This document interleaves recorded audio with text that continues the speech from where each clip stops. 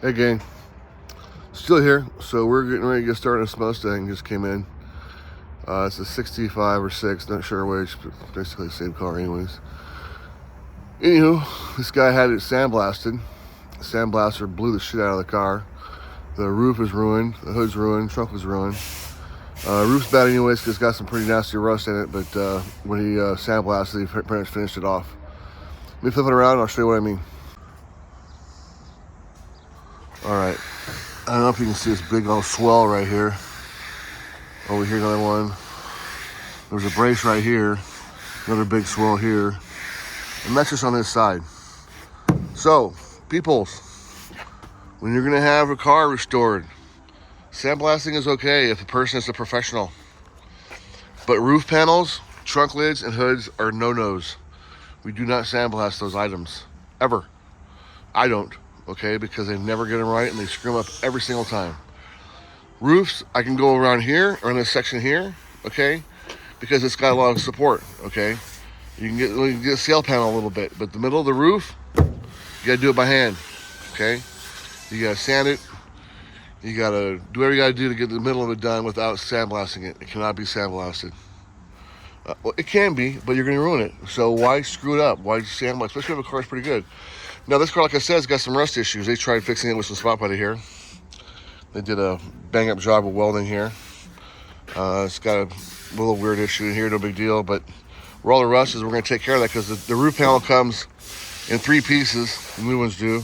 You get a roof panel, a sail panel, so you gotta put them together. Normally it would be one piece here when it came from factory, but it's repop stuff, that's what we have to do with. So we're gonna take the roof panel off. Also, drip rails have enough rust to justify go ahead and taking them out. This panel here, this is your roof. This is a drip rail panel. It comes up from underneath. So it's got some rust down the side of it. So I'm gonna get the roof off it and assess the drip rail. But you see my finger through there? It's got enough rust where it might be worth it to go ahead and change the drip rails out also. See the back? Yeah, see the back of it's got rust through down here too, both sides. So anyway, we're gonna get the roof off it, and then we're going to get it prepared for the new roof that's coming in hopefully today or tomorrow. So so the way we do this, I'm gonna go to that right now. Let's get started. When I take off panels, I don't care if it's a quarter panel, okay, or a roof panel, anything that's welded on, I'll go around and I'll cut it tight to the edge where it's spot welded across the front windshield here, all down the side here. So if you cut off all this excess large stuff, okay, get it all out of the way, okay, then it makes it much easier to drill all these out or grind them out. I'll probably grind these off, okay, because I don't want to have if I drill them, there's gonna be nothing left. There's like a spot weld every like half inch. Let's see over here. So yeah, I'll grind that metal back off. So anyway, cut it down as tight as you can all along here, cut it all up in here, up underneath here, not up here, but underneath here, okay? Then working this metal off here is much easier. You have to fight as much. The whole panel is going to come off it. The top of it will be. You leave the under braces. When I get the top off it, I'll go ahead and I'll prep the under braces, get them all sealed up, and I'll paint those before I put the new roof panel on. Don't have to, but why not? It's exposed, bare metal normally, and I like being thorough as possible. So anyway, let me get this roof panel off, and we'll go from there. Bye now.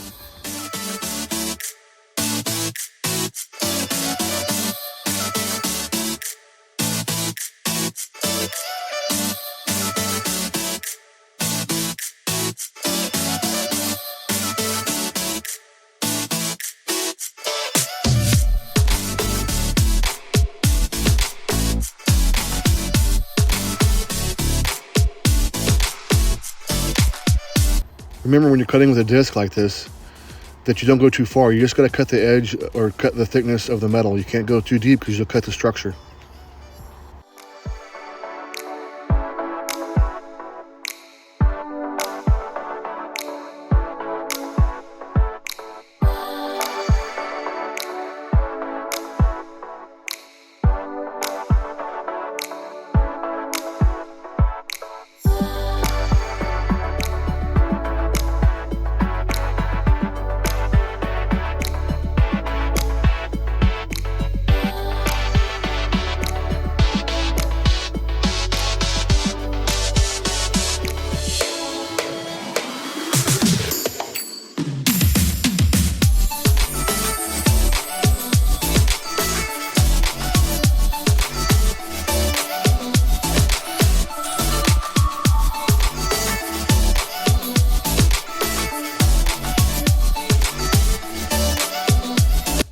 All right, so we got the roof off it.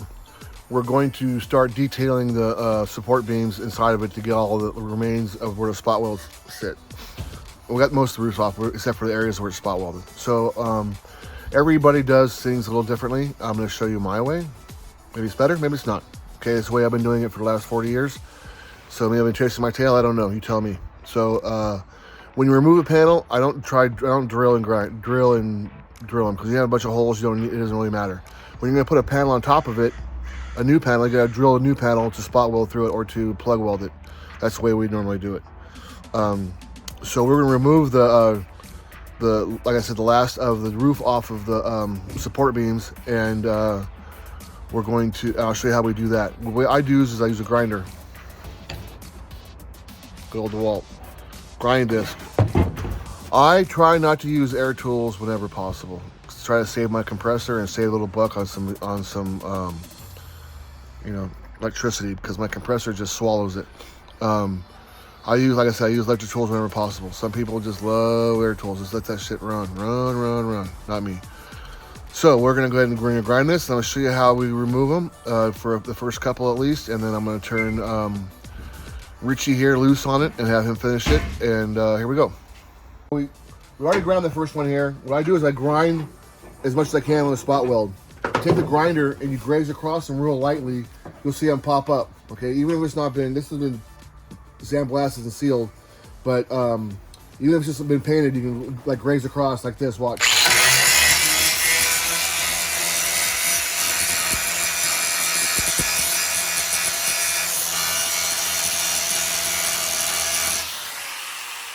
Normally they're spaced evenly, but every once in a while they throw in this little, like that dude right there, just to keep you on your feet.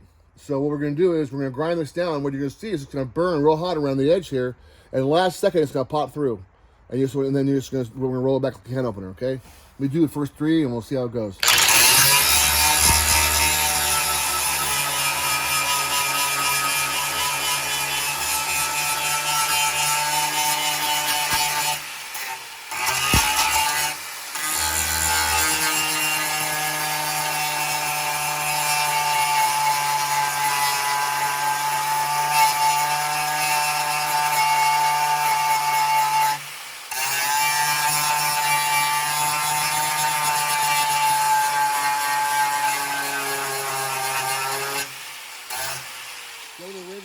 That's what you want. Yeah, that's beautiful. So I've been doing this for like ever. So since Jesus was a private, so I know kind of how far to go. So I kind of go just before it breaks through, and I'll roll it over like this and pop it around. Get a better grip.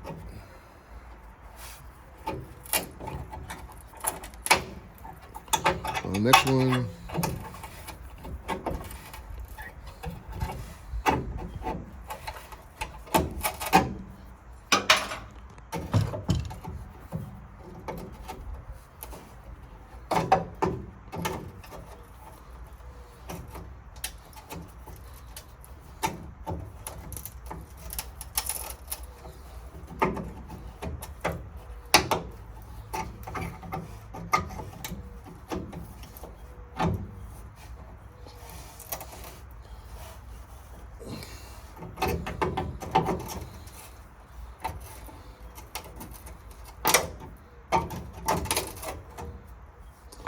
So you see I leave a little bit left on there so that I come back, I dress that down, and I don't have a bunch of really deep dips going through. I try to leave as much good metal on there as I possibly can. This car is pretty solid underneath, but some cars you get, and then some of that stuff's kind of thin, so you need to save as much metal as possible. So the other thing is your disc. A big disc is kind of hard to handle. You want to try to get kind of one of your smaller wore out discs. And what I do is I'll do like 4 or 5 or 6 of them. I'll loosen it, spin it about halfway around, tighten it back up, and it's going to flutter a little bit, okay?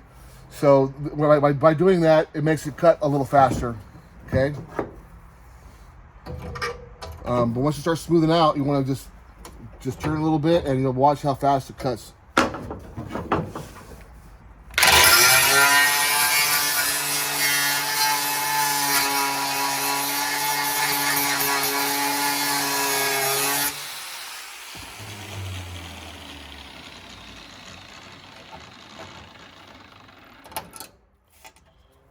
See? Boom, boom, boom, just like that. So, another thing is, wear safety goggles, just like mine. You see how I'm wearing safety goggles right now? I'm an idiot. I don't ever wear them. I'm sorry. It's the way I am. I'm stupid. You should not be. Other thing is collateral damage. Whatever's behind you out here, if there's any glass, pets, small children, wives that walk up on you and you catch their boobs on fire, you know, mine's got a lot of silicone going on, so you never know, she might blow up on me. Anyway, I'll delete that later. I hope so. A little outtakes. Anyway, be careful where you're grinding at, man. Okay, because the sparks will catch up. If you're in an area where there's like some vegetation over there that's dry, you're gonna start a fire, burn your house down. Don't call me; it's not my fault. You've been warned. Okay, flammable stuff, so on and so forth. So collateral damage, anything down the side here, any upholstery, but glass is the worst thing, man. A little bit of this. If you're wearing glasses that are glass, you're gonna ruin them. If your cell phone's sitting over here, it's going to ruin the face of your cell phone. Sparks can do a lot of harm to a lot of things it doesn't touch, but be careful what you're doing, okay? Probably should wear gloves unless you have hands like mine, they're leather. And there you go. So English is going to do a few of these, so you can watch them go, and we'll move on to the next thing.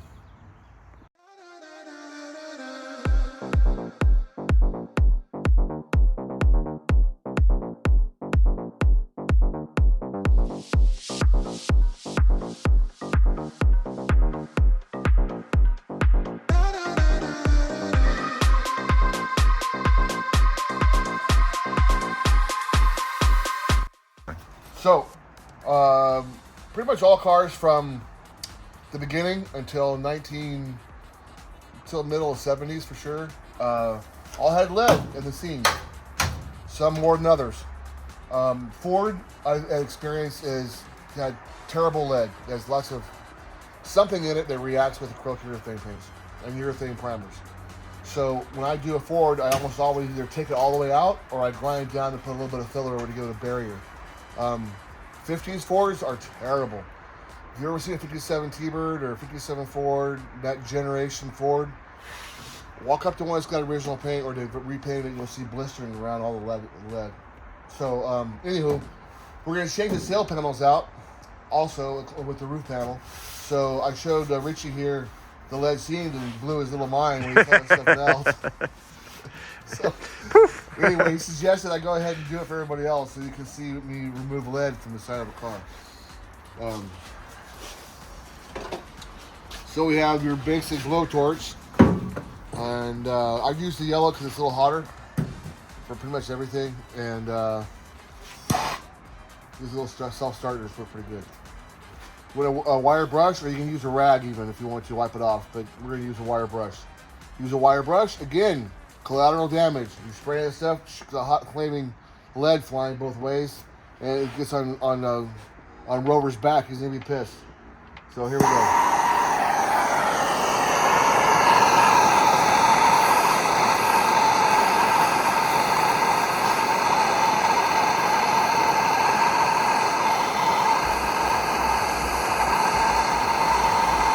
The more lead it has, the longer it takes to melt out.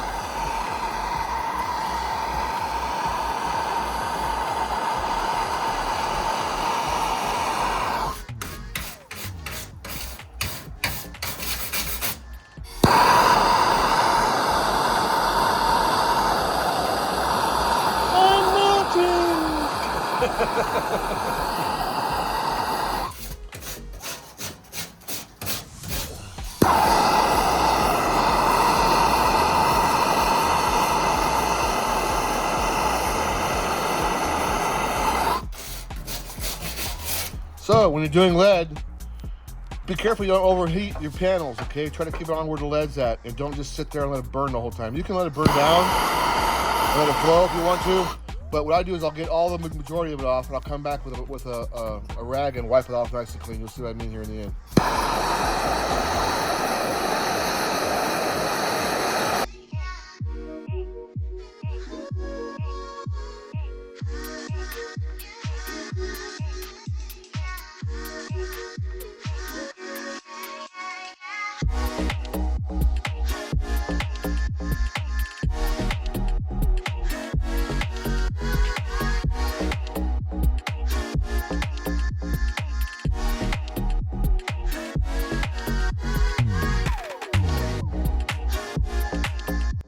Okay, get the gist of it. It goes on all the way up to here. And the front, it's got the top corners of the top. Let's go ahead and do one of those so you can, this will blow your mind. It's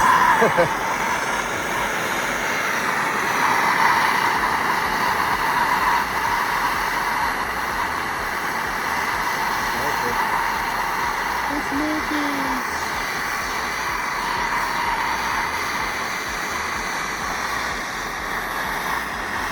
Yeah, just on your shoes, it gets warm.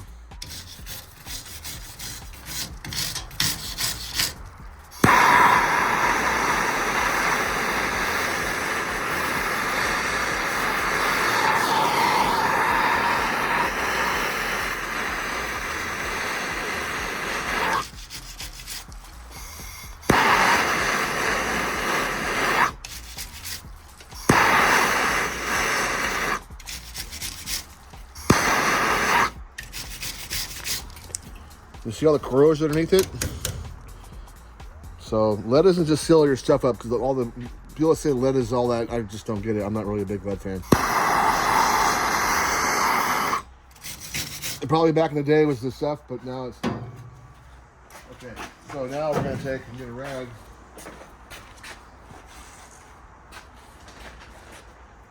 Any rag will do. Hopefully it's not one from your wife's kitchen. Hopefully. Just knock some of this stuff out of here real quick. Now you do it.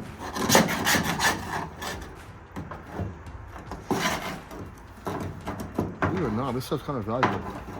You can recycle this shit. The lead? Yeah. Oh, yeah. You can make some fishing weights, like you said. Like I said, man, I had some kid come out here all the time getting my old weights from me. Just make his custom weights for his bags. Oh, nice.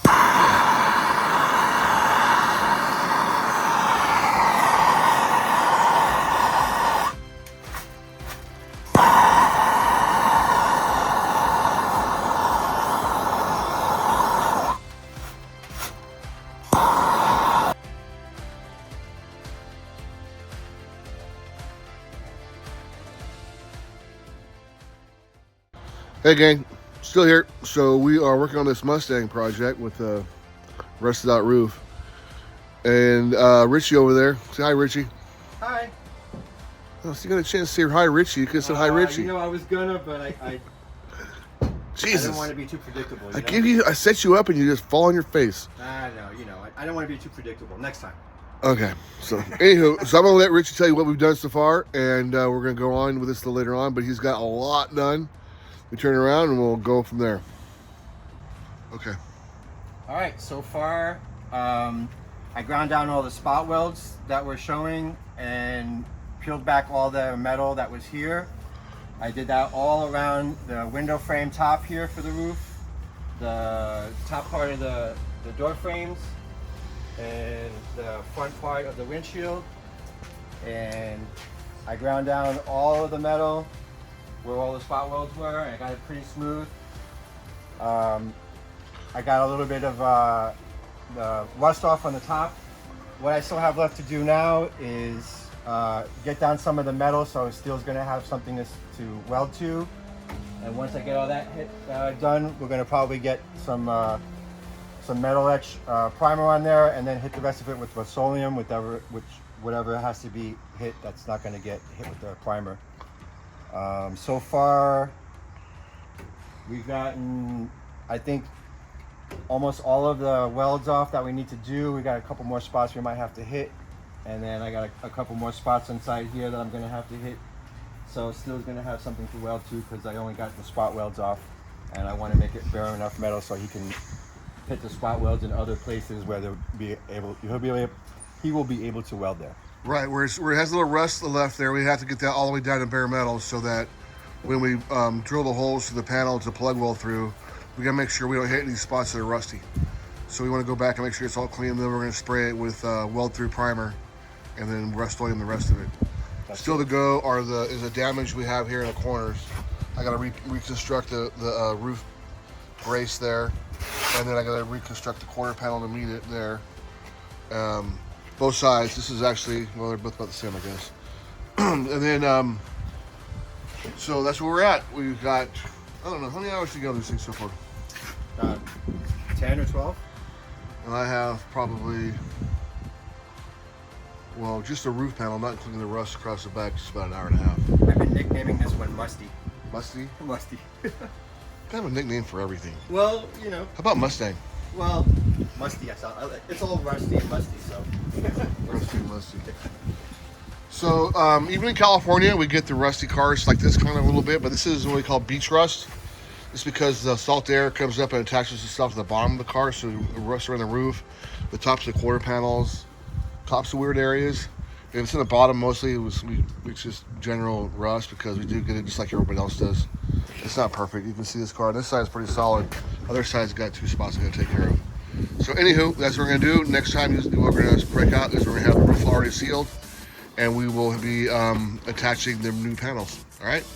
Or I'm gonna show you when I make these repair areas. All right, bye now. All right, we got the roof all basically in place. I'm gonna go through how we did it and the problems we ran into and the problem how we fixed them. All right, so we got the new roof basically set in place. Comes in 3 pieces. Both sail panels come separately, obviously, because of the shape it is and the seam is down low. Most cars, the seam's up here, but Ford, in their infinite wisdom, decided to put it down here. So the problem so far is this panel fit pretty good, except I had to roll this edge back a little bit so it would fit up tight. Otherwise, I wanted to hold it back here a little bit too much.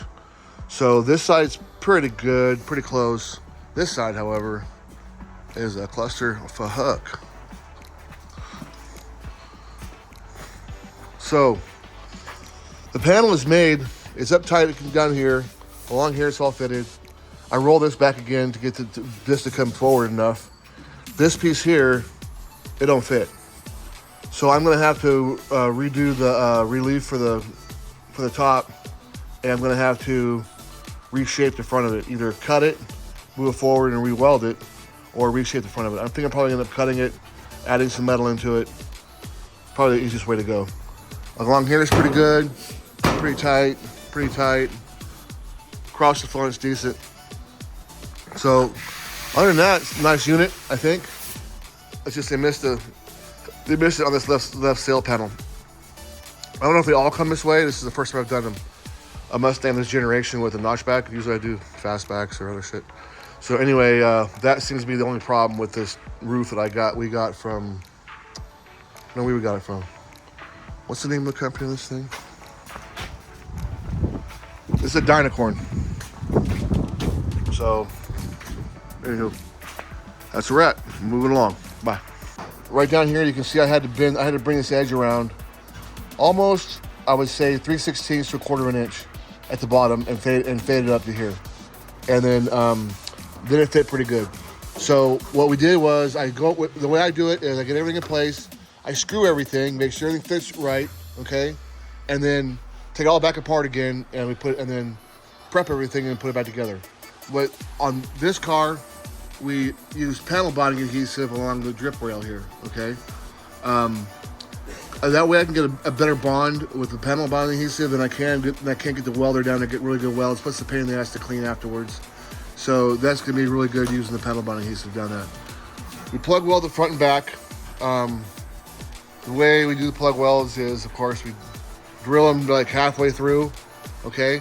Now remember, when we took the roof off of here, we ground all the spot welds off so there's no holes underneath here. We have to worry about running into holes. So we drill about halfway through the panel underneath there, and then we fill them up with weld, okay? I turn the welder up, turn the wire feed down, and just real slowly just fill them up nice and level, okay? So about every 2.5 inches or so all the way across. We'll weld across here, then across the sail panel. And you see I screw the sail panel in place, make sure it's all good, get it all level. Down here, I'll take the screws out, we'll drill through the screws, same look like we did the rest of the plug welds. And along here, I'll plug weld those also. So, and across the back, you can see the plug welds already done. And then over there. So we're pretty close. I'll have this thing welded in tonight. And then tomorrow we can grind it, start doing a little bit of filler, and move on to the next thing. Had to do a little repair here. And so anyway, bye now. So a roof like this, doing this kind of job, is pretty much standard on any car, at least any American car from the era. Like I said, the only difference is the sail panel normally would seem on the top up here. Your quarter panel would be up to here, and then your small panel would be on the top here. So you wouldn't have the separate piece.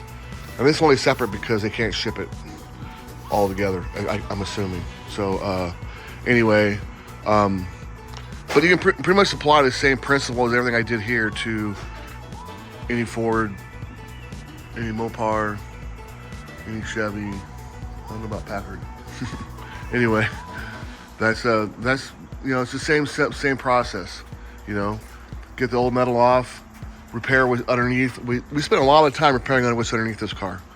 So to do this job, just so everyone knows, I think I'm pretty much in this car for, he'd be into it for about $1,800 to change this roof panel out, with preparing all the stuff underneath it and welding it in and you know, finished off. You know, the welds all ground down. All right, just for FYI. Anyway, bye now. All right, little update. We got all welded in. After gluing the sides with panel adhesive, the tube, we realized, had a malfunction. So we realized that panel adhesive is not going to set up. So we had to go back and weld the drip rails. You can see here where I welded the sail panels in. We plug welded the sides, plus I welded a beam on the bottom because it just didn't seem right leaving that loose metal hanging loose down there. I figured it might crack or something later on. So I welded all that. I welded across the back. Both sides are all done. So it's all welded in. I just need to go ahead and grind it and then do a little filling and we're all done. There you go. There it is, all the bodywork's done. We primered it black because the car's gonna be black. It's got a white guide coat over it. That's pretty nice.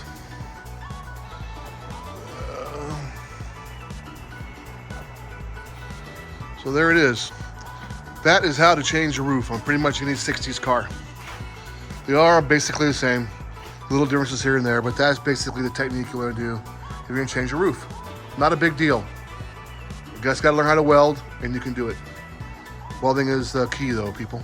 Gotta learn how to weld. All right?